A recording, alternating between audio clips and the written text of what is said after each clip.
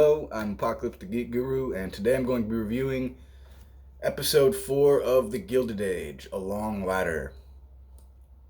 Uh, we had some interesting stuff happen this episode, so let's get right into it. The episode starts off with, after the great intro, obviously, they're showing I think his name was Mr. Morris, the alderman. That was his name, Mr. Morris. Now I know it, now that he's dead. Finally learned his name, and they're putting him in the ground. So they're showing his funeral, and also showing that Mr. Russell is gonna get his railway station built. So, like, yeah, I bet it is. All the other aldermen. I'm trying to say that 5 times fast. Uh, they were like, yeah, I think we're gonna sign this. I think we're gonna sign this off. Like, yeah, one of us is dead. That's a bit like that's some incentive right there. And then it goes to Mr. Russell talks to his wife for a second. He gets a telegram from the coroner saying that it was suicide, and he's saying that like he's gonna get blamed, but I mean, what are they gonna do? He's already proven that that he can take them on. So then it goes to Marion and Peggy walking down the street. Now I just want to point out that this is something I just noticed. I kind of noticed this episode, and I'll go into why later on. But I just want to point out that Peggy is often wearing nicer clothes than Marion. Like Marion's outfits are always sort of like plain, whereas Peggy's are a bit more like she's wearing like a silk outfit with like matching hat. Like whereas look at Marion's, like she's like it's very plain looking, and I still think she looks like Peeta from the Hunger Games.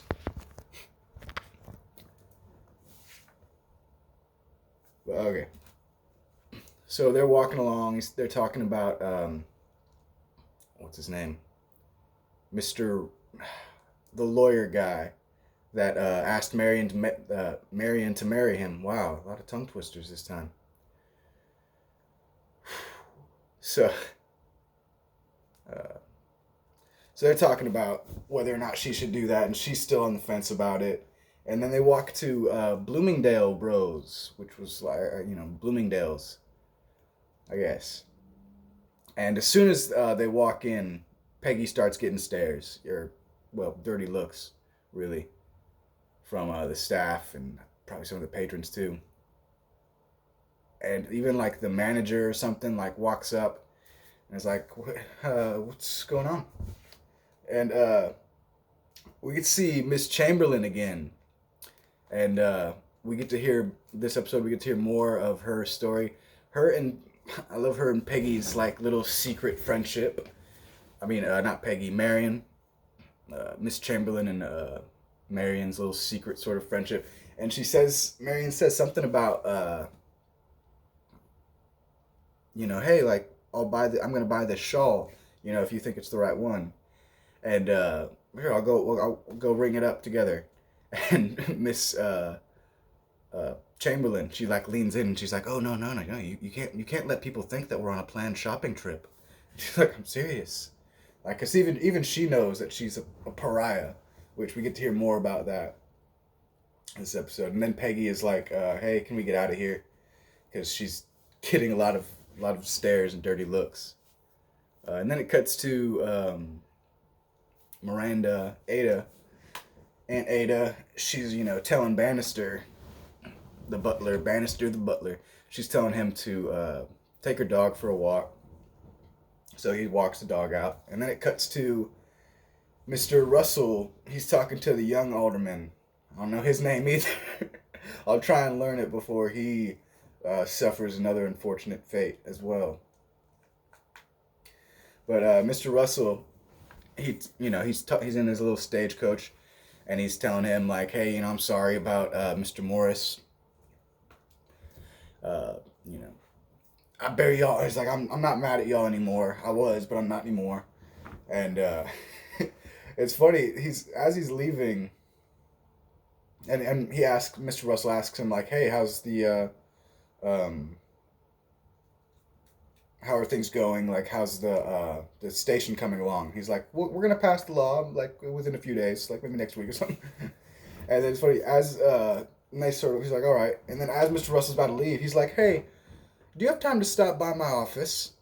And then before the alderman even answers, he just sort of like sits back and like tells his driver to go on, like taps the thing, tells his driver to go on. Like he asked him to come by his office. You know, he was like, "Do you have time to come by my office?" And then didn't even wait for the answer because it's like, yeah, he's got time. Like he basically told him to come by his office. I love it. Mr. Russell, he's awesome. And then it shows Bannister walking the dog, but he gets distracted by this horse that he gets distracted by this horse that is like bucking on a wagon and stuff. So he gets distracted, and when he looks back down, the dog is literally gone, and the face he makes is just I'm gonna show you right now. All right, okay, the horse bucks, and then the dog is just gone off its like collar and everything, and the face like he's just like shit. And then it cuts to Ada, who is frantic. Like she's like, "Oh my god, what's gonna happen to my dog, my poor pumpkin?" And Agnes is like, "Oh, he's got a collar, you know, with our address on it." And Bannister's like, "Yeah, I've got it right." Man, the rewind on this thing is insane. It goes so fast. Yeah, um, so yeah, the dog's just gone. Basically, it's off the leash, out of there. How he got off without him even knowing, like, they like pick the lock. What? Well, I love it. She's just like, he's got a collar with the wrist on it. Bad. She's just like, "Yeah, I've got it right here." Ah, it's timed right. But yeah, so she's lost her dog, and Agnes is just like, "Oh, like it's just a dog. Like, get over it." Ada is like, "I have to lie down," and Agnes just goes, "You survived a civil war, but you can't handle losing a lapdog." She's literally just like, "Come on, pull yourself together."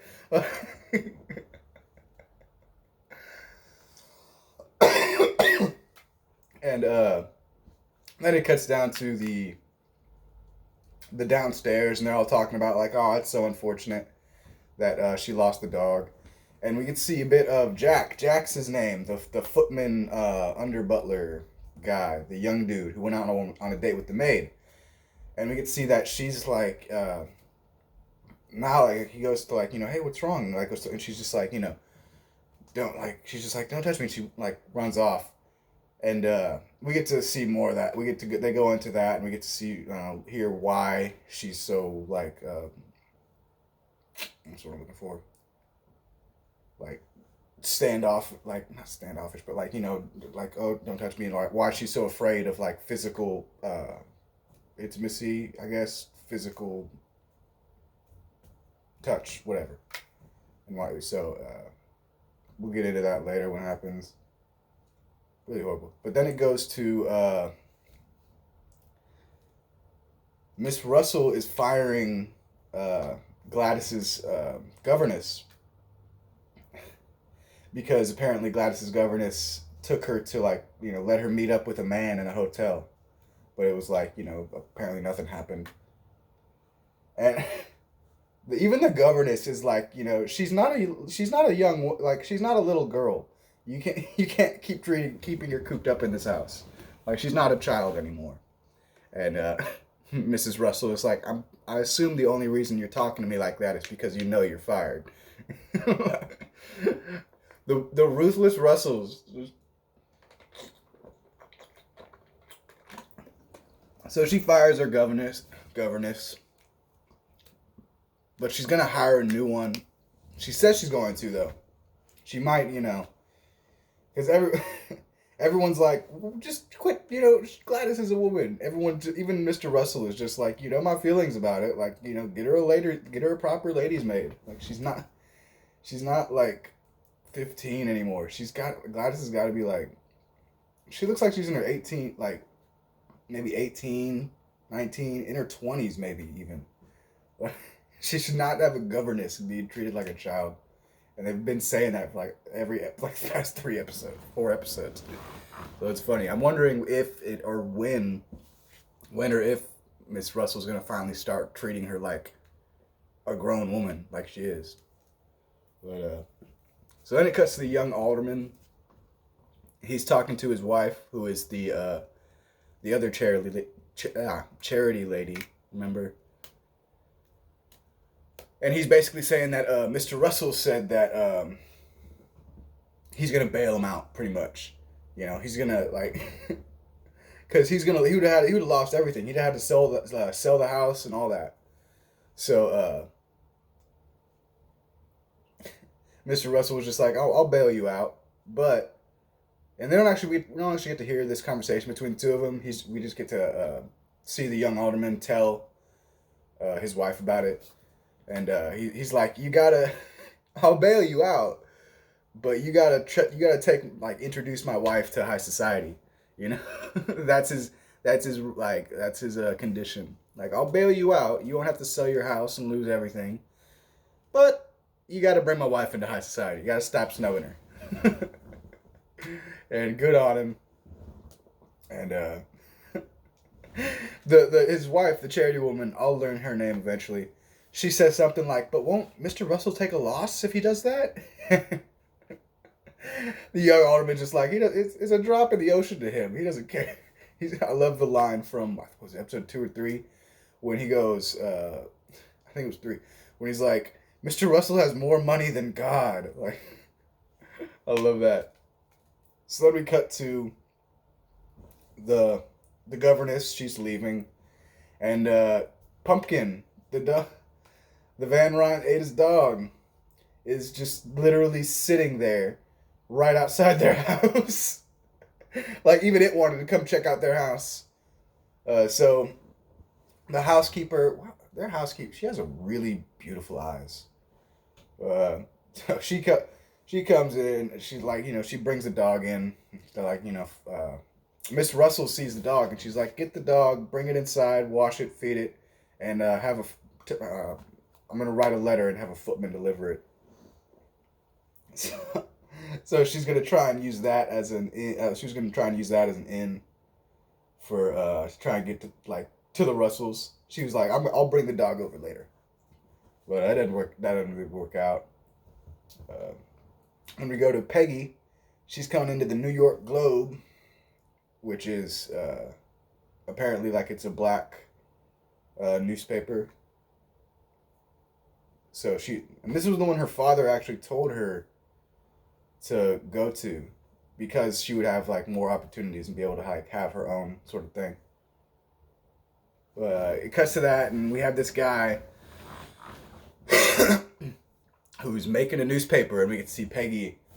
She's sort of like he's like, hey, grab this lever, and push this thing and help me out with this. So she actually helps print a newspaper, which is really cool. It was cool to see like the machine and everything, and like how they do that, and like how he explains how we put it down reverse and then it comes on the other side. It's just cool to see like old stuff like that. And then he looks over and sees her, and he's just like, oh, hello, oh, I'm sorry, who are you? So I'm definitely seeing some sparks. She seems to think he's looks pretty good too. And he runs the newspaper and stuff. And then him and this other guy, they start talking and mention that basically they were saying that they're gonna want to put stuff against to try and get black people to stop supporting Republicans, which life and art imitating life, I guess. And the guy says hey, don't ask her if she's a Republican, and she says she makes a great not a great point, actually. It's a really silly point about, she says, like, why align myself with either side if I'm not allowed to vote? And it's like, yeah, that does make sense from a certain perspective, but at the same time, it's like, you can't just, what's that saying? It's like, no side, like, picking no side is picking a side. Like, it's the side of the status quo, I think. Like, you can't stand in the middle of the road, you can't stand on the fence, because there's, like, that is, in a way, picking a side. Whichever side is, like, in charge and do, like, you're basically picking their side because you're not trying to change anything. But anyway, then it goes to the Van Ryns, and they're getting the letter. They're getting the letter about that Miss Russell wrote about how they've got the dog. I would love to see that letter too. We have your dog. If you ever want to see it again, come to my parties. But so Agnes is like, I'm not gonna let her come over. Bannister, go get the dog. She literally tells him to fetch. She goes, fetch it. Tells him to fetch a dog. Ada is funny because, like, before that, Ada was like, well, I'll just go over then. And Agnes is like, no. And Marion's like, well, I'm sure it wouldn't be that big of a deal. And Agnes literally goes, no. She literally goes, no. She does not want to have anything to do. She does not want to have anything to do with the Russells. She even says, like, I will not let that mutt be a tether between these two houses. And then it cuts down to the downstairs. Cuts down to downstairs. And the maid is sitting there, and she's washing something or whatever, doing maid stuff. And I think she's a kitchen maid, not like an actual, like, maid. Like, she just helps out in the kitchen, not upstairs. But anyway, so the cook comes up to her and says something to her like, hey, what's up with Jack? Like, what did he do wrong? And she's just like, he seems like a nice boy. And the maid's just like, yeah, he's nice enough to work with. And, obviously, bothered. And the cook says something along the lines of like, oh, it shouldn't be that big of a deal, for a boy to hold your hand or whatever. And I'm sure your mother would agree with me. And that's when, and the maid is like, yeah, I'm sure she would, or something like that. Like, I know she would. And storms off. So, again, we'll get into more of that later as it happens. Well, as it happened. And then we see Mr. Watson, the valet for Mr. Russell, and he's just sort of looking at this woman who's going into a house. I forget her name, but some sort. So he's definitely got something to hide. I don't know if he was in love with her or something or what, but definitely hiding something. So then it goes to probably one of my favorite scenes in the episode, and that is Bannister coming into the Russell house. And he gets to looking, he's like, oh, looking around and stuff. And he talks to the chef, and he's like looking over the menu. And he's like, chicken soup in the middle of the day. Strange. Like, chicken soup for luncheon. How odd. Like, it's just like being so catty. And they're like, is there something wrong with chicken in the middle? No, nothing wrong. It's every day's a learning day.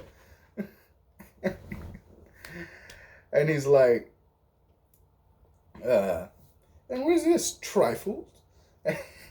And Church is just like, you have a problem with trifle? He's He's like, oh, we think of it as a nursery dish. Saying that it's like baby food, basically. And I had to look up what a trifle is. I might have gotten it wrong, but it's like this little dessert cake thing with fruit and stuff. Seemed perfectly fine. But he's just like, oh. Then it cuts back to them eventually, but it cuts to Peggy and Marion saying how Peggy's telling Marion that she's gonna get a job at the thing. They're gonna publish her works and stuff, and then Agnes comes in and she Agnes is just like, oh, that's good, it's great, and Peggy mentioned something about how they might want her to write something political because that's right, they wanted her to write a 200 word article about what she said about political affiliation without voting rights, something like that. So Agnes says something like if you ever do write about politics, don't don't let me find out.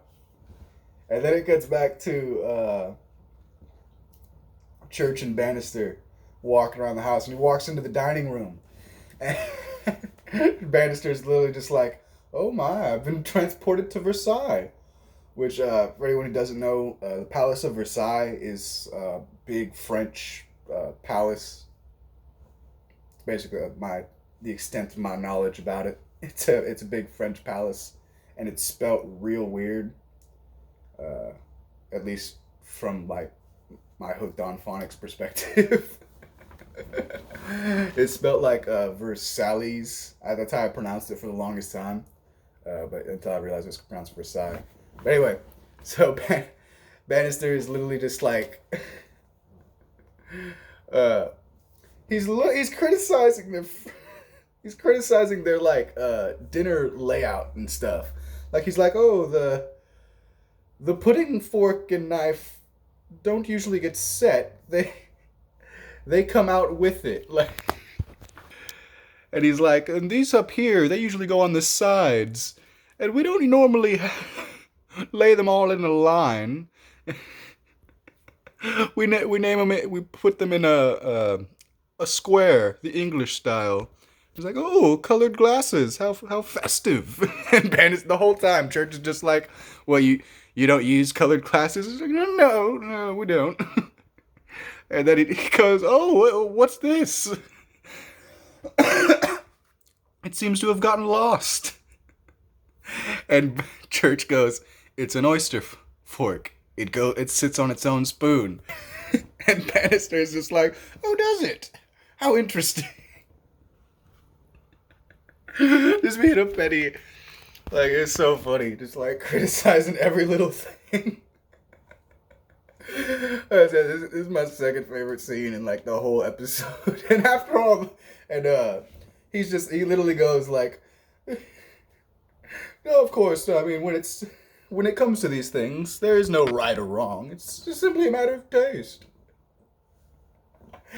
And Church is like, and Miss Russell's taste doesn't align with Miss Van Ryan's. It's like, no. And then he pulls out his little watch. He's like, oh, look at the time. I should really be going. Oh, man. I love the Butlers. They're great.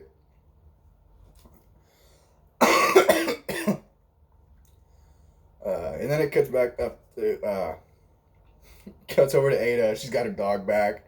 He's cuddling with the dog. And Agnes is like, you'll hug him to death. Don't give him too much, or he'll run off again. And Agnes tells Marion that she's gonna go to the opera with the charity woman or whatever.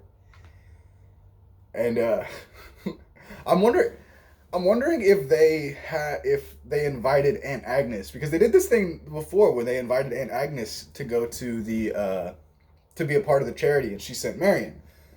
And I just realized this episode. I don't think Agnes has left the house. Like, she's the only one who is like. I've barely even seen her out of this like the parlor. I don't think she's left the house yet. In this whole like the whole show, the whole 4 episodes. But so Bannister comes in. So anyway, she tells her that. So Bannister comes in and he brings in this package for Marion, and I forgot to mention that when she saw Miss Chamberlain, Augustus Chamberlain. Augustus is such a strange name for a woman. Like Augustus Chamberlain. If that is her name, I'm pretty sure that is her name. I just can't picture. I just keep picturing Augustus Gloop, the fat kid from Willy Wonka who got like stuck in a tube. Like I just keep every time I hear like, which is why I'm happy they always only call her Mrs. Chamberlain. But every time I think like Augustus, I think of that kid from Willy Wonka.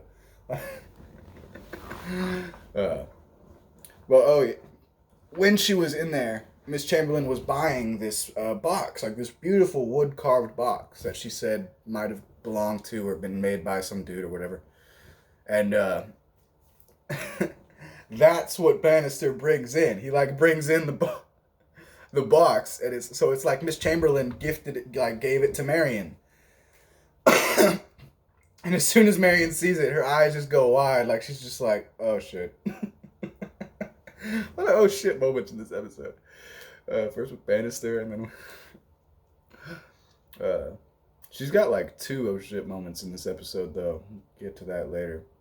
But so she's just like, she looks at the package and and Agnes is just like, so who is this from?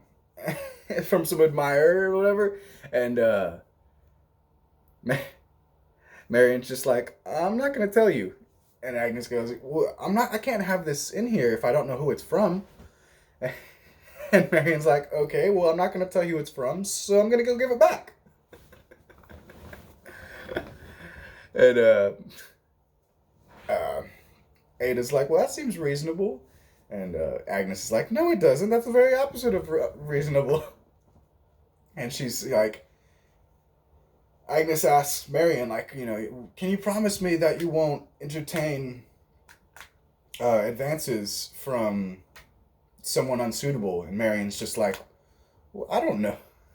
I can't tell you that. Like she says, what she say? I can't make vague promises for future events that for future circumstances that I'm unaware of,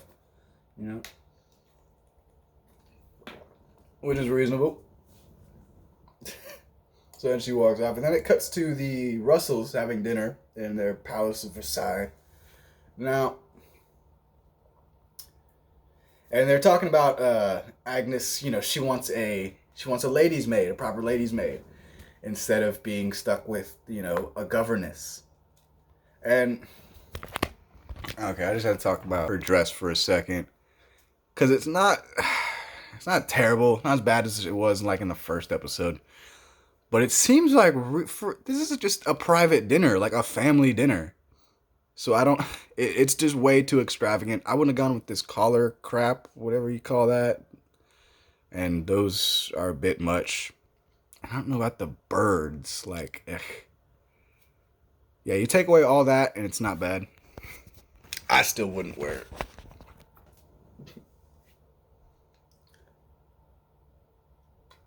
So they're talking about, whether or not to get her a governess and that, this and that. And she's just not having it. And she mentions that the charity woman, hold up. What's her name? Mrs. Fane. That's the charity lady. So that means her husband is Mr. Fane. That's right, I remember. Okay, Fane. Whatever. So she's basically saying that Miss Fane wants to meet with her. And she's like, do you know anything about it? And Mr. Russell's like, oh, no, I have no idea. And she's just like, well, I guess I'll meet with her then. And her son, Larry, was that his name? He says like, oh, There was a time when you would have rolled out the red carpet all the way to the street for, like, if you thought I almost said Miss Van Ryn, Miss Fane was gonna visit you, which is funny because she did. She totally did. I think I mentioned that in my first video of the first review of this. Like, she totally did roll out the red carpet. So they start leaving for dinner. I mean, leaving to go to the sitting room or whatever the hell. And Larry, I'm just going to call him Larry, pretty sure that's his name. He says that Oscar Van Ryn was trying to, like, fishing for an invitation. Oscar Van Ryn's trying to get back into the house because he originally stopped hanging out with them because he thought that Mr. Russell was going to be done for. Mr. Morris. Mr. Morris. I almost forgot his name again. The alderman. Mr. Morris told him that Mr. Russell was done for, you know. And the word on the street was, you know, the Russells were through. So Oscar, like, you know, kind of cut contact with them. But now that it turns out that they're back on, he's trying to get back in there. And Mr. Russell, he says that he asks Larry, he's like, you know, do you think he's after Gladys? I honestly hope he's not. And Larry says that, hey, he seems like a nice guy. He's got money. He's pretty clever, which is all true. Like, Oscar seems like a good guy. Yeah, he'd probably be having an affair with a man, but aside from that, he seems all right. And he says that Mr. Russell's like, you know, I wonder if he's just after an heiress. And then unfortunately it cuts downstairs. I would have liked to hear Larry's response to that. But it cuts downstairs. And Church and the cook, I don't know the cook's name yet, I forget. I need to just, like, look up the cast and, like, what all their names are. I've written most of them down. So there's some of them I don't know, and I'm not catching it. Okay, they have this. But before I talk about Church and the cook, they have. I think I mentioned before, in the Van Ryn house, they have, you know, every room has this little sort of pull cord, and that, you know, pulls a string, and they have these little bells in, like, the servants area. And every room has like its own little bell, so they can see, like, what room. Oh, they're in the bedroom. You know, let's go get them. You know, we can head up there. And so they just showed in the Russell's house, they have this different thing. I don't know what really the hell it is, but I'm gonna show it in a second. It's this weird thing where instead of a bell, it's like this little thing that flips over and turns red when it's like Mr. Russell. Oh, damn. Mr. Russell's bedroom, and, like, they have a shitload of rooms in that house. Like, I'm about to count, see how many rooms they have. Holy crap! Let's see. But see, it's like flips over red, and each room, a lot of rooms will have, like, their own sort of name. Like, you got the drawing room and the dining room and stuff, and, like, the Great Hall. But then you have, like, the Egyptian room or the Versailles. There, hey, son of a bitch, Versailles. There it is, the Versailles room.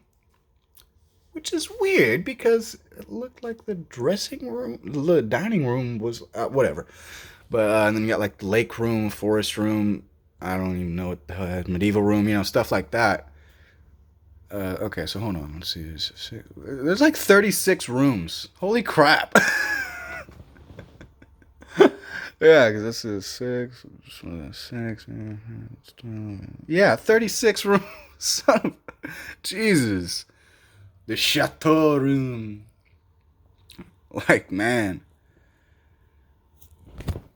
It's a big house. I would like to see all of those rooms too. Like I wish they had like they need to have like a special feature or something, or like a sort of behind the scenes thing where they show like every room. I mean, I don't think it's like Downton Abbey where they were actually like in a castle, like in an actual place. Uh, I think it's like I think these are probably like a lot of sets and stuff. So I those most of those rooms probably don't actually even exist, but still, put some concept art or something. Let me see like what these rooms would look like because they sound cool. Egyptian room, medieval room. Like I'm picturing like a bunch of swords and stuff and suits of armor and like maybe pyramids and stuff like this. Like what would those rooms look like? Uh,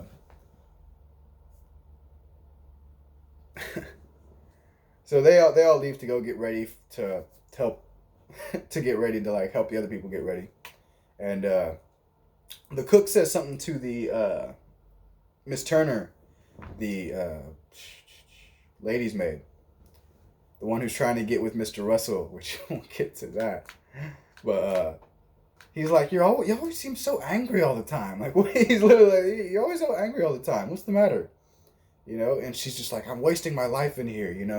And he goes, then change it or leave. She's like, I'm gonna change. Like, yeah, she thinks she's really gonna have something happen.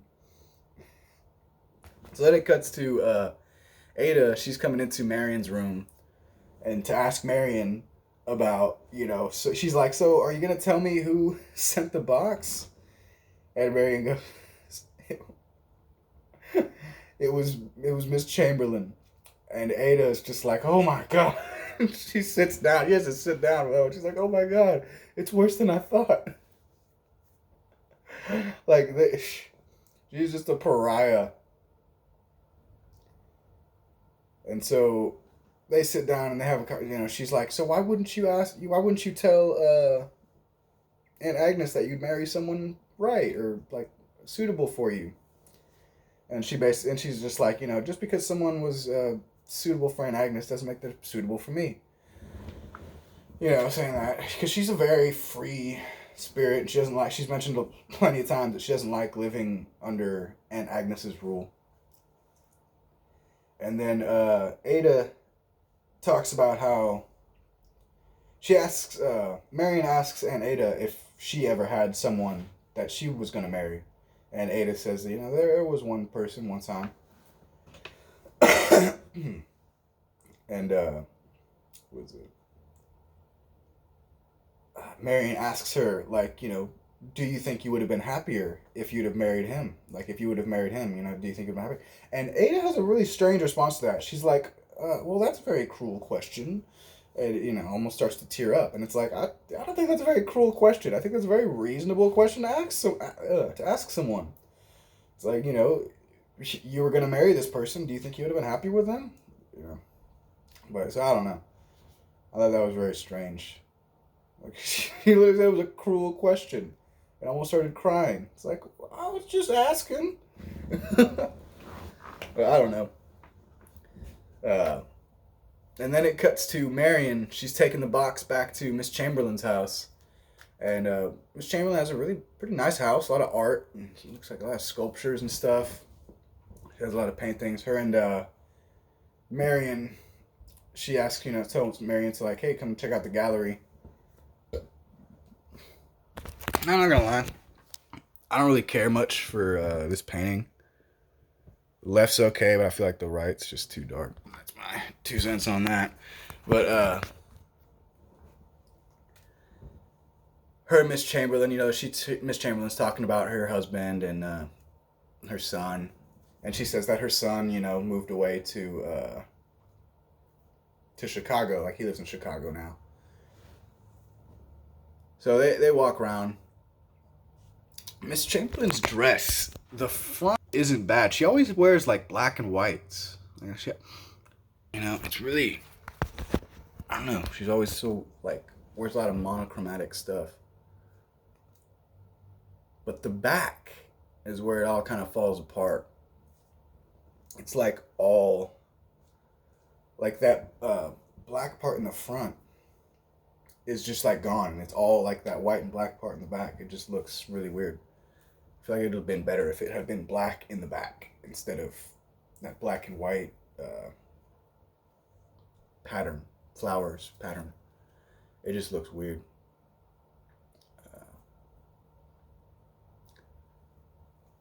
So they're talking about he's talking about how she misses her husband and this and that. Let me see if I can get the back of this dress. Yeah, like look at that. It'd have been better if it had been like all black. But speaking of dresses, we cut to Miss Russell and she's talking to Miss Fane. And Miss Russell, she's worn this before. This is just sort of her little house dress, and it's one of her better, or at least her like, yeah, it's one of her better dressed. So gaudy, and it's got the color patterns are like more subtle and stuff.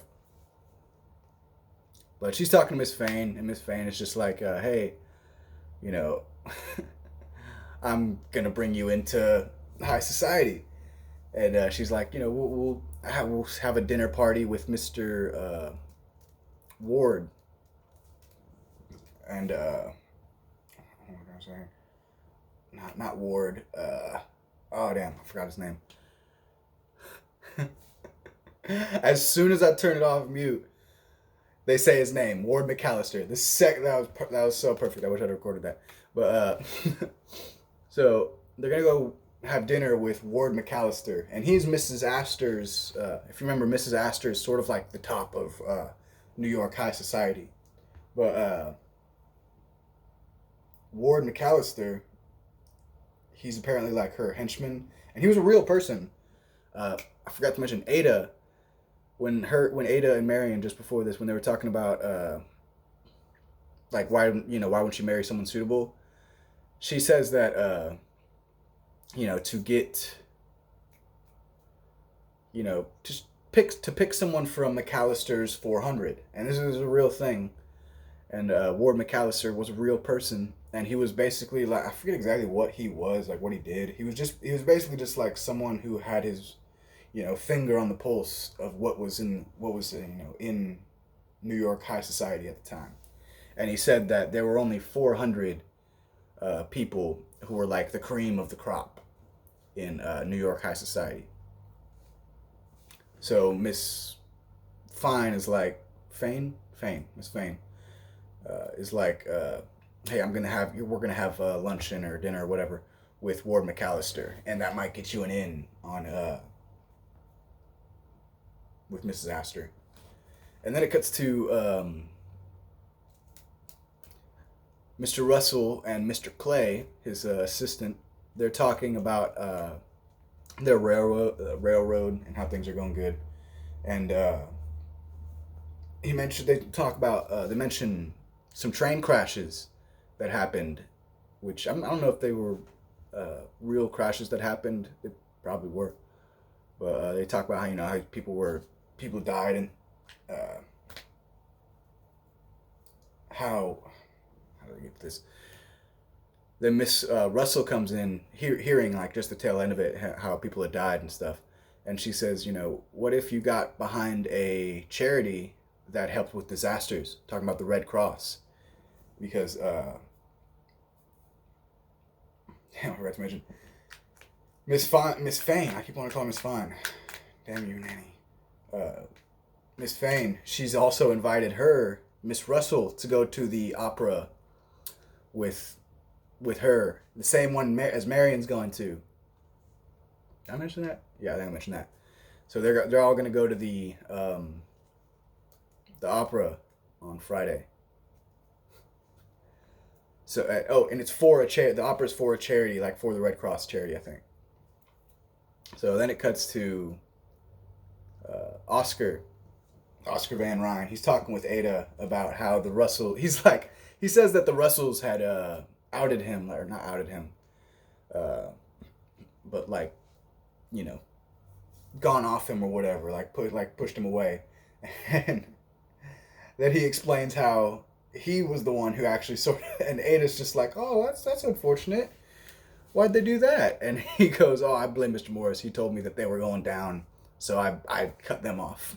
And Ada's like, well, now I'm on their side. You can. So then Marion comes in, and she's like, well, I returned the box, and Oscar's like, what's going on? Whose box? Whoop. And Ada's like, Miss Chamberlain. And Oscar not only puts his drink down, I think it's just some water. He sets down his glass and sits down. It's like, oh. And that's when we get to hear that, which I think they already went over this last episode, and Marion Ada already told Marion this last episode that Miss Chamberlain, but I don't think we got the full story. But I'm pretty sure I said that's what it is. Anyway, Miss Chamberlain apparently was sort of a mistress to this dude, and then they had a kid, and before they were married, and then they got married, and then he died, and that was the kid that moved to Chicago and stuff, and apparently he lives in Chicago because he is the spitting image of the one dude. So it was they it's basically what I said last episode. She was in a relationship before she was married, but I think it was made a bit even worse because she was a mistress and whatever. So basically they're just that, and they're just oh, for shame, we had no. But it's Marion already sort of knew this. Isn't that what Ada told her last episode? Maybe I misheard and made it assumed. I don't know. But it's they're just Oscar's we have to stop talking about this once and Agnes comes in. And she goes Marion says something about when she's Marion's Aunt Ada, is this true?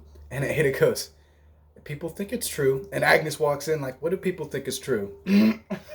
And without missing a beat, Oscar's that they're going to open the North Bridge soon. He's gotten so used to it. He's a clever lad, that one. Oh, man. And then we come to my favorite scene in the episode. When Mrs. Turner, she makes her move. And it's a bold move. We see her walk into Mr. Russell's room and get naked. And then unfortunately it cuts away. But it'll cut back. Don't worry. It cuts to the cook. She's walking into the maid's room, the kitchen maid's room or whatever. And the maid is sitting there crying on her bed. And they basically explain, she explains that the reason she's so skittish, is that the word? I'm trying to find the right word, because it's not prudish, that's not, because she's got a very good reason for being so cautious, apprehensive, whatever, for being the way she is. And that is that apparently not her father or someone, they actually don't mention, I'm assuming her father, because she said that her mother did nothing about it, even though she knew, she would just sit downstairs. But apparently her father did things to her, I'm assuming, sexually, probably, sexually assaulted her, which is very, that's a terrible thing. Terrible that happens. So that explains why she is so, it's I know the word, I just can't, it's on the tip of my brain. But that's why she's so skittish, I guess, with Jack. And the maid, and she says that not only did her dad do that, but her mother just did nothing to stop it. Her mother just sat downstairs and let it happen. And that also explains, uh, sort of, goes with what I was saying before in like previous episodes, how she might look up to the cook as a bit of a mother figure, which now seeing that and hearing that, I'm sure she does. You know, plus the cook's like she's a nice old lady. She's like, I don't know where she's from. She's got some sort of accent. She's nice. I can't place the accent. I'm not a European, I think. But yeah, she seems like a nice lady, and they seem to have a good relationship. But then we cut to Miss Turner in bed with uh, Mr. Russell, and she like wakes him up, and who, oh, hail to the king, man. He gets out of bed and is like, "What are you doing?" And she is literally there, naked. We get to see, well, we get to see her naked chest, which, now, I didn't think they were gonna go. I didn't think they were gonna go there because Downton Abbey, I'm pretty sure it never showed anything. Not that I can remember, but yeah, to go like they go pretty far. Like they show a lot. She would like put her leg like kind of over the covers and stuff. She might as well be wearing a fig leaf, like. And she's just like, oh, your wife, she's on her own campaign trying to get into high society. She doesn't really have time for you. I can, she says, I can make a sanctuary for you. And he goes, there's one flaw in your argument. I love my wife. And now, here's the thing though, he's breathing heavy. Like, he's like, he gives her a good look over. And let me just tell you this. It is very difficult to refuse a naked woman in your bed who wants to have sex with you. At least in my experience. I haven't been able to do it, but I'm not married. So. But he's literally just like, I love my wife. Which, boom, called it. And she's like, he throws the covers over her. And when she first came in though, I thought like, do they already have like a relationship? Because she can't be so stupid to get in his bed naked. But she was. And no, they didn't. Like, I was like, wow. I was blown away by that. The sheer stupidity of that. The sheer fucking hubris to think that she could pull him away from his rich, beautiful wife. What? So she's like, what is my punishment going to be for falling in love with you? It's like, first off, I don't know if you're in love. I'm pretty sure you just like him for his money. Like, yeah, he's a nice guy, but you don't know him like that. What? And he goes, get out. We'll never speak of this again. And he does it, and he doesn't fire her. And he doesn't fire her because he loves his wife. And he tells her, she's like, that's it. She's just like, that's it. And he's like, my wife trusts you. And I'm not going to ruin that. Like, I'm not going to mess with her, make her feel stupid for trusting you. So he doesn't fire her because he loves his wife. Now, I'm pretty sure that's not going to be the end of her advances. I don't think she's going to give up that easy. If she's smart, she would. She'd leave it at that. But, as I've already expressed, I don't think she's that smart. Like, no. So yeah, she gets her robe on and leaves. And then it cuts to, we finally get to see Peggy's house, her family's house.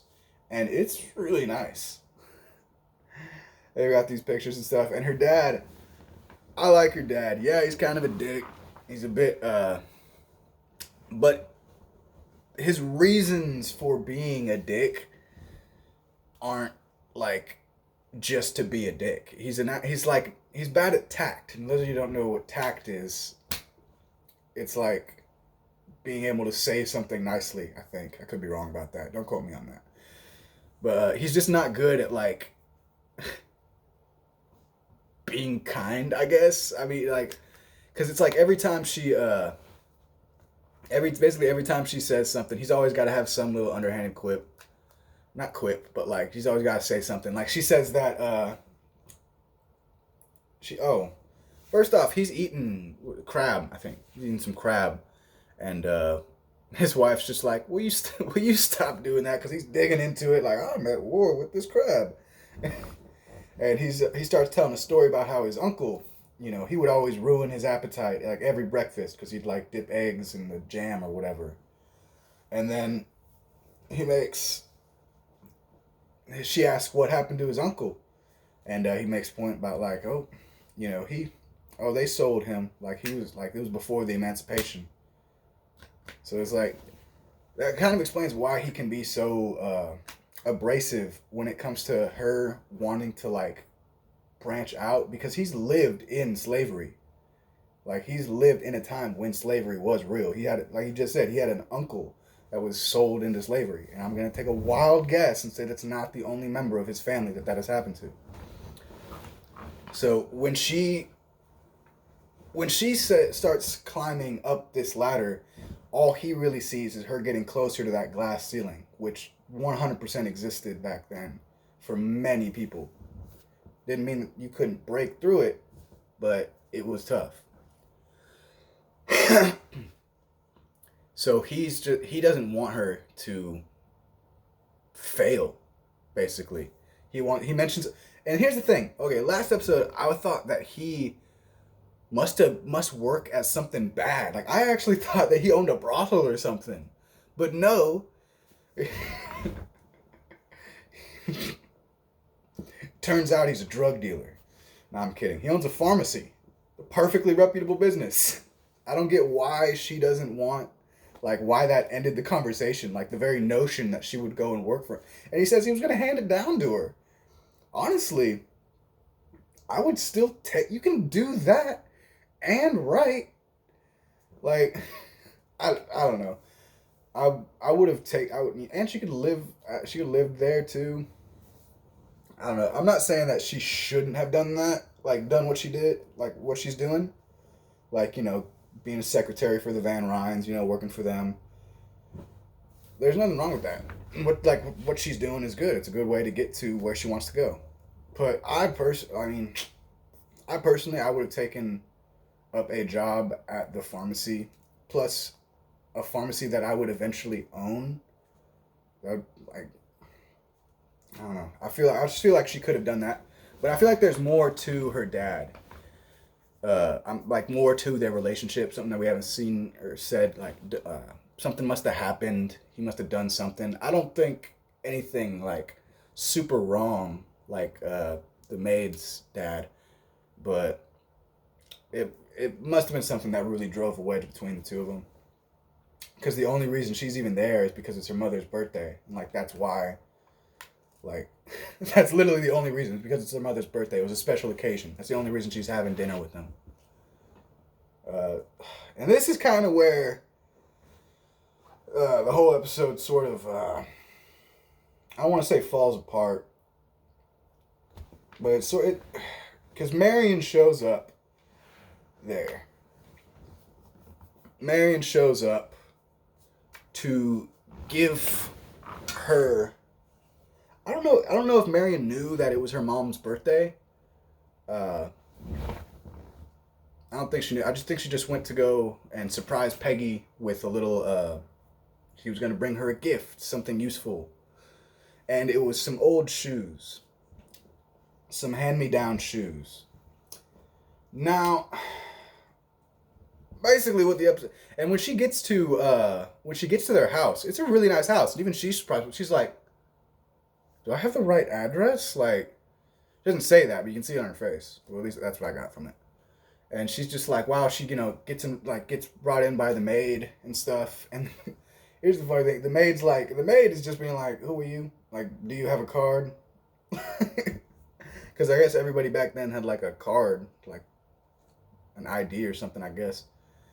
And the funny thing is, I've mentioned this before with whenever the staff bring uh or anything to their boss or patron or whatever, they bring it in on a silver freaking platter.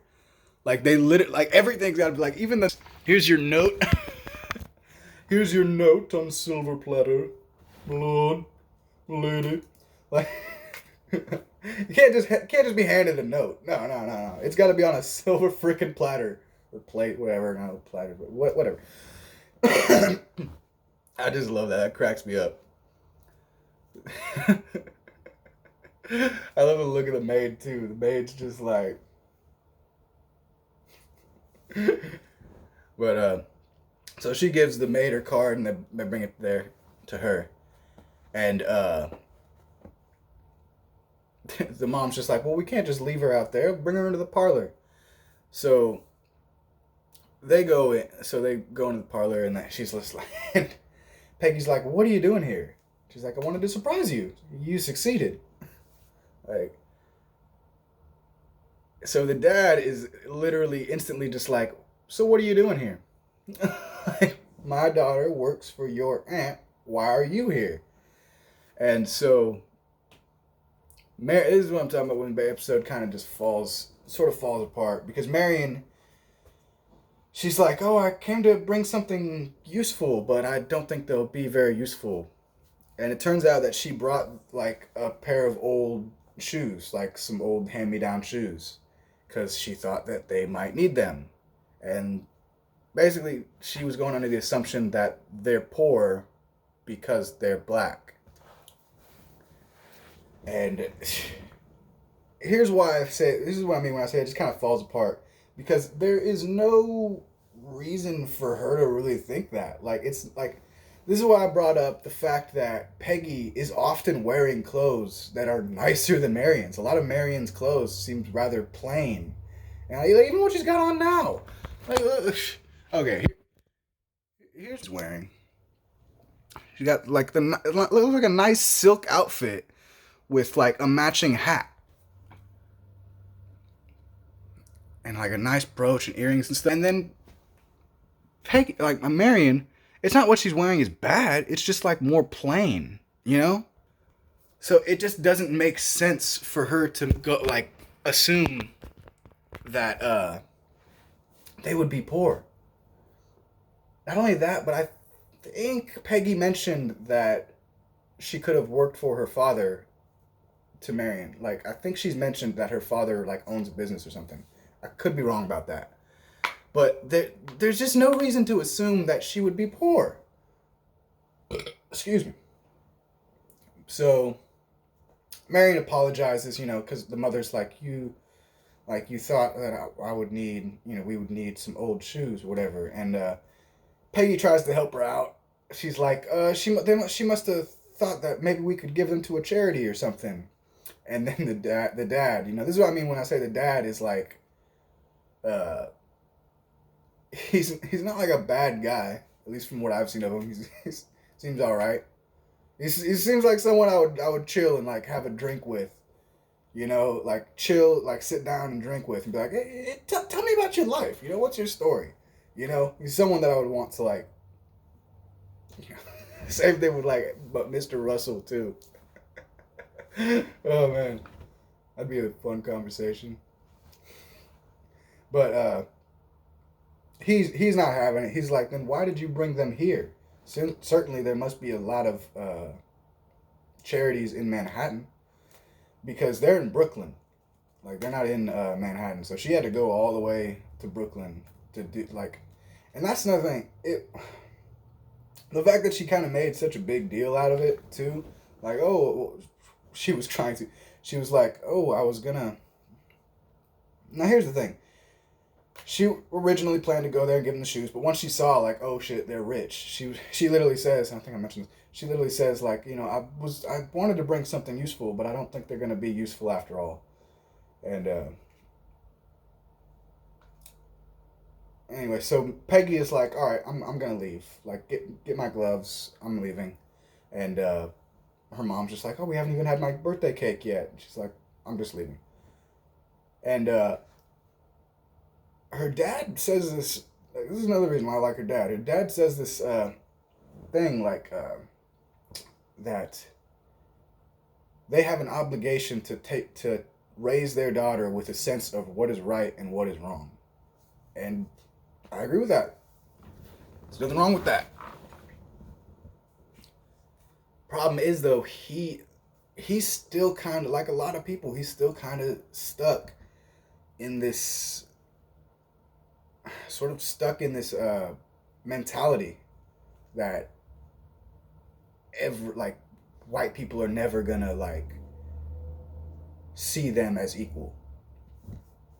And for him, her coming in like bringing them some hand-me-down shoes, for him that was that just affirmed what he thinks. I could be wrong. He could not think that, but it seems to be what it is. So it shows Peggy and Marion leaving, and like they barely even step off the steps, the stoop, and Peggy immediately is just like turns around and is like, "What are you even doing here? And the shoes? What?" She literally, and she says, and I quote, "What? Because we're colored, we must be poor?" And then she says, "I loaned you train fare," and it's I love that because again, why that she has no reason to assume that Peggy would be poor. And I feel as though it was just to facilitate this sort of argument. And here's the thing. What Marion did, it was it was pretty stupid and kind of ignorant. Again. But it wasn't like, I wouldn't say it was racist. It was presumptuous and like, stereotypical. I mean, stereotyping. But what she was doing it, out of kindness.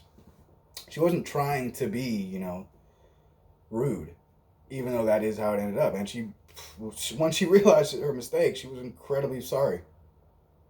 And the whole time, and Marion says something about how her aunt lets her live there. And Peggy is like, what do you mean let's? Like, I work there. And I've made this point before about how it was actually really nice for Aunt Agnes, Miss Van Ryn, to let her live there. Because, yes, she works there, but she's like a secretary. And I don't think, I could be wrong, but like your secretary wouldn't live in with you. Like Mr. Russell's assistant doesn't live there with them. I don't think. At least they haven't shown that. So it is odd to have like it's not something that people would normally do. Have like a secretary live in their house. The maid, the butler, the cook, even the footmen and underbutlers. That's different because those are people who they help them go to sleep and wake up. Like, literally. So they have to be there. But the secretary, and Agnes easily could have been like, no, you'll find an apartment around here somewhere. Like, she could have done that. Or she could have said, no, you can, take the train or whatever, ferry from to Brooklyn. She could have said, you can live in Brooklyn. She could have done that. It was very kind of her to be like, okay, you can stay here, even though that's not, like, normally, privilege equated with your position, like with your job. And yes, privilege because it was a privilege to be able to live in that house when you're not technically supposed to. Like I said, I don't think that the secretary would live there with her. But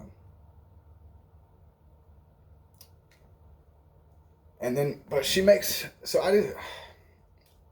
I disagree with how she reacted to that.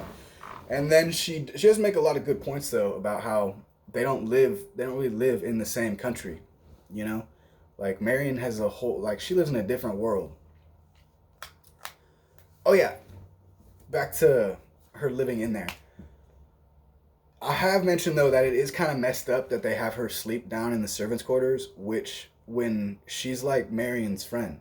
And yeah, she is, which bugs me because Peggy says, like, right at the end of their little spat, you know, she's like, don't think that we're actually friends or whatever. And it's like, what? Of course y'all are. How are y'all not friends?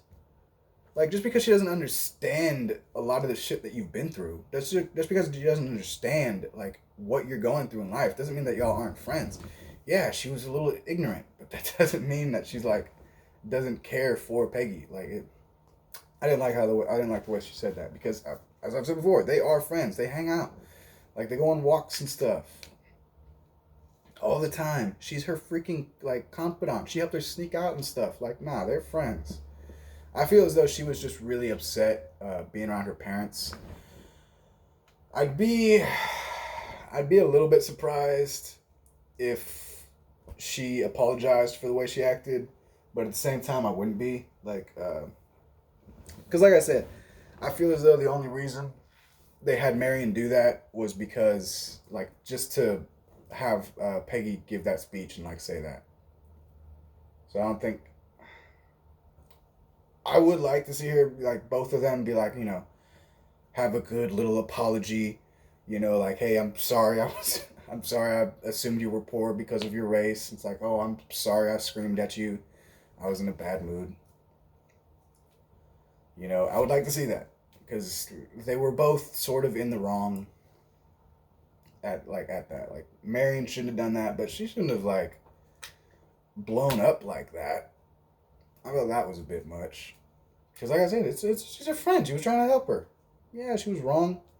I thought it was a typewriter in the bag, honestly. I thought it was going to be a typewriter. But I don't even... Did they have... They had typewriters right back then, right? I don't know, man. But, so yeah, after that, we see... I just love that line, like, I loaned you train fare. She's like, what the fuck? But I love the whole time they're sitting there arguing, or they're standing there arguing. There are these two dudes. I'm gonna show you. There are these two black dudes just sitting on a stoop. Why? Look at that dude. They're sitting here arguing, and there are these two dudes just sitting right there. No reason. They're just chilling, watching. Why? That just cracks me up. Like, that dude stopped reading his paper to, like, look over. It's like, hey, look, it's a white lady's getting yelled at.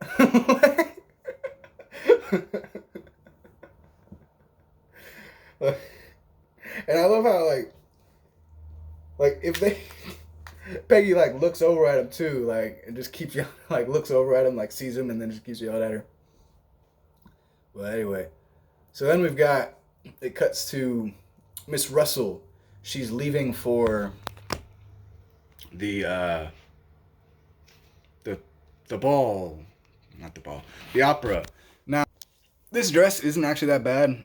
The flowers are maybe a bit much. The trains maybe a bit much. But I mean, that was kind of the fashion to have, like, these long freaking trains. And it's funny because I was like, it might be a bit much. There's more. She's got a cloak. But I think that one is not bad. She looks pretty good. It's not as, like, over the top as a lot of other stuff. Plus, she's going to, like, I think she looks like or something right there. But yeah, and she's good. Like I said, she's going to, like, her first real social thing, and it's Mr. Russell has, like, he's always just got, like, this smile on his face, like, no matter what. Especially with, like, looking at his wife. But the funny thing is, Miss Turner's standing right there. You know, Miss Russell leaves, and Miss Turner's, like, standing right there, and, you know, Mr. Russell just kind of looks at her. Still got that smile on his face. And she just kind of, like, tries to, like, you know, give a little faint-hearted smile back at him. And then he just walks off. Oh, man. And Church is like, Miss Turner, is something keeping you? Because he saw her trying to flirt with him. So he probably knows what's up, too. So anyway, it cuts to the... no, it's not the opera. It's not opera. It's symphony, I think. They're playing a symphony. But they're, like, at the opera house. And Marion's there with the Baines and Miss Russell. And it's funny because the little piece ends, like this, the little movement ends, and they all start clapping. And who should be in the box right next to her? Those are the like, who's in the box right next to her? Lawyer lad. He looks over and sees her, and he's just like, what the hell? So yeah, he's at the opera too. Everyone's at the opera, the symphony. So you see him like get out and you see him get up and start leaving, like heading over there. And Miss Russell mentions how she might help out with the Red Cross, and Miss Fine kind of whispers in her ear like, "Hey, that, excuse me, like, oh, that'll help our cause."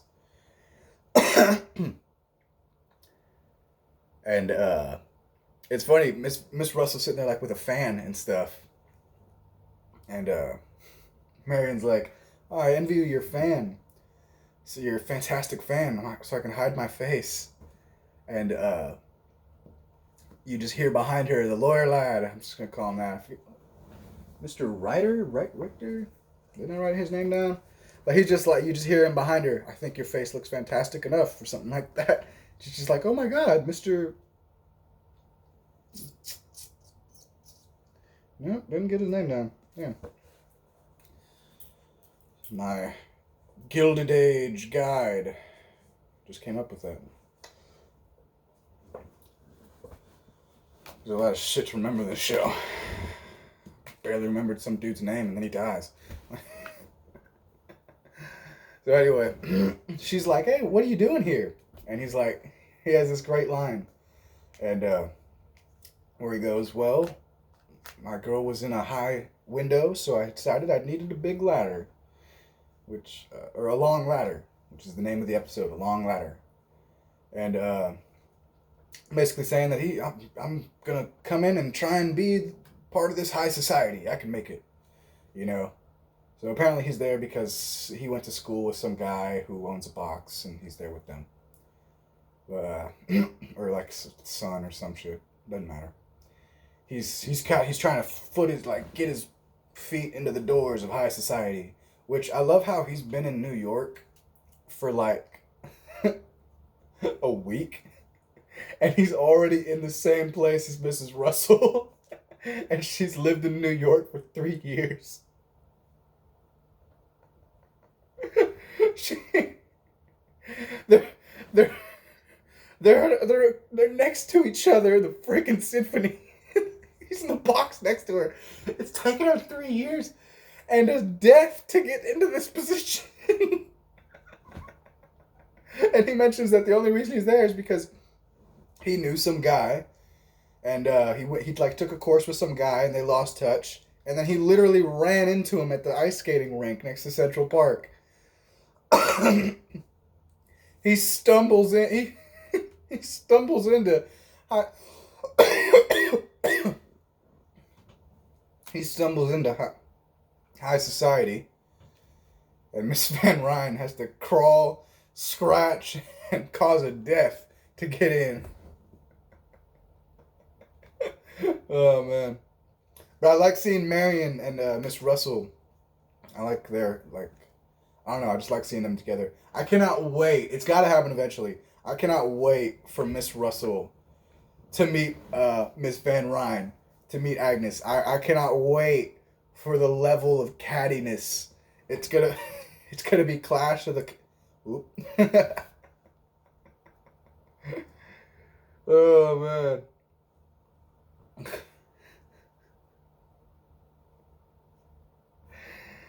So okay, Miss I almost called her Miss Fine again. It's a weird name, Fane.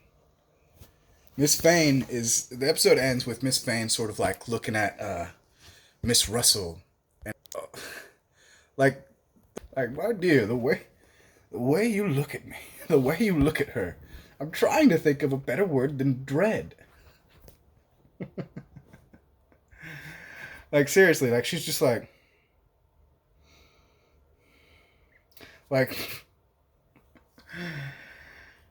I mean, Miss Russell is a dangerous and ruthless woman, as is her husband, the ruthless Russells. Yeah, so that's basically the end of the episode. Marion's sitting there listening to the music, contemplating her choices in life.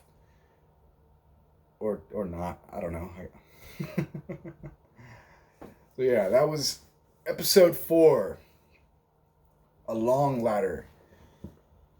Has some really interesting stuff happen. We got a little bit of we got to get more insight into the kitchen maid. Got to see her, why she acted the way she did. Horrible story.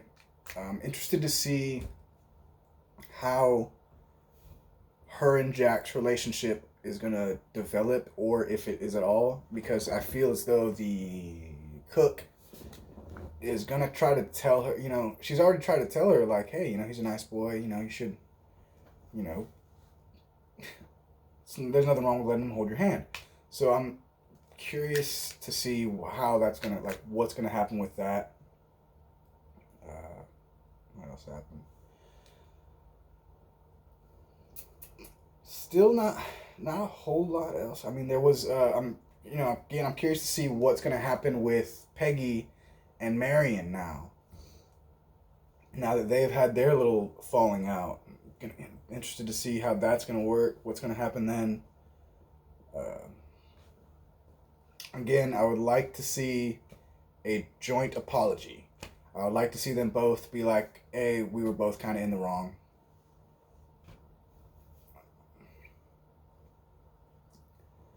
Because, like, blowing up at her and saying that y'all aren't friends, to me, that was pretty fucked up. Like, I don't think that what she did deserved that. She made him, like, she even says she made a stupid assumption. That's all it was. A stupid assumption. It was a very stupid assumption, though. Like, again, I don't see why she would have thought that. Peggy, like I've said, Peggy dresses nicer than her most of the time. Oh, man. It's going to be interesting to see Miss Turner, how she's going to, handle this now that Mr. Russell sort of knows. I think he's just going to, like, not give a shit.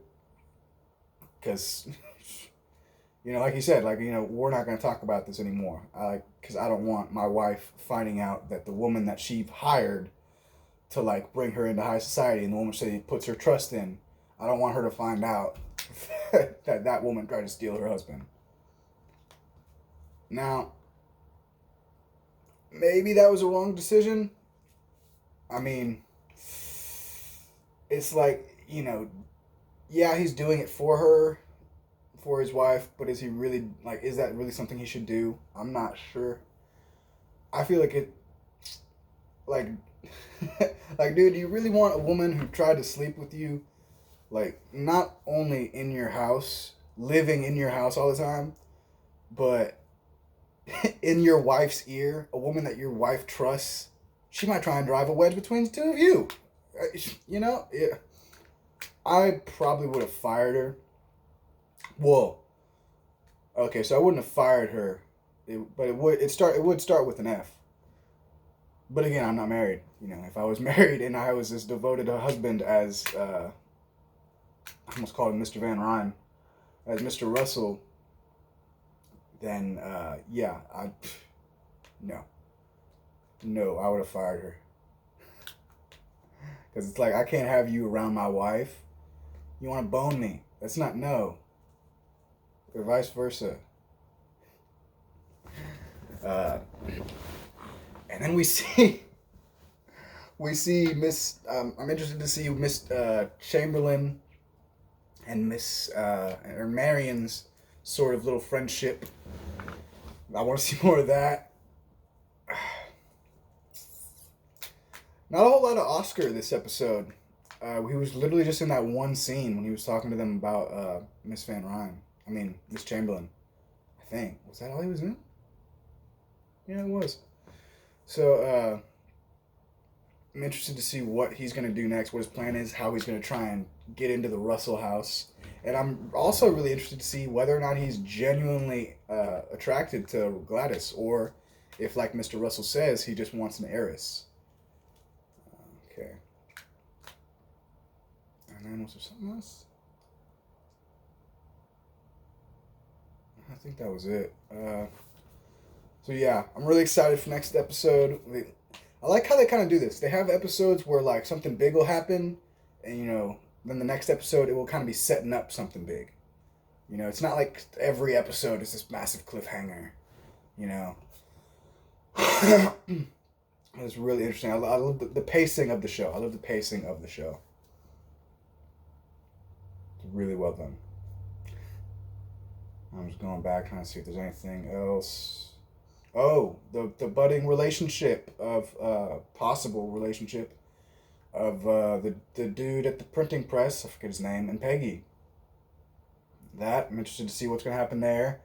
How she's going to be actually working at the newspaper. She's got she's getting her foot in the door on that writer stuff. Yeah, it's going to be interesting to see how high society reacts to Miss Russell too, because now Miss Fane's got to bring her into high society. So I'm going to be interested to see how all the old money interacts with her, because they're always so kind and generous people.